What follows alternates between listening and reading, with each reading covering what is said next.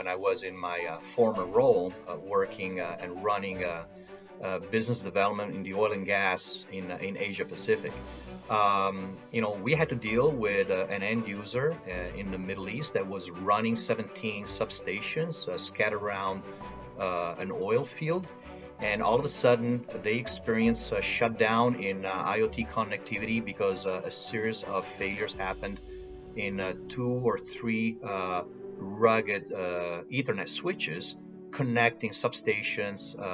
protection relays, and DCS sensors and platforms. What that meant was that the end user immediately notified the contractor and our customers about the failure, and most importantly about the disruption of service and the loss of revenue in production of crude oil on a daily schedule. Uh, in my experience at that point, I had to take immediate ownership of the situation and really mobilize suppliers and field engineers because, the end result, the end user was anywhere between $5 and $7 million a day of crude oil of lost revenue service on a daily schedule on their pumping station. All that because of one single point of failure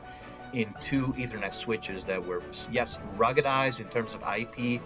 XX protection, but they were experiencing corrosion because the material science behind the sealing gave in, and they had contaminants creeping into the boards, and they basically prevented connectivity and operational on the DCS controller boards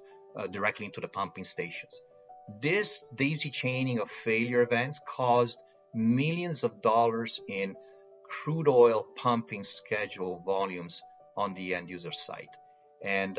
if you ask me why I'm so excited about XZO driving value and solution creation down to those levels and those industries, that could be an example of it.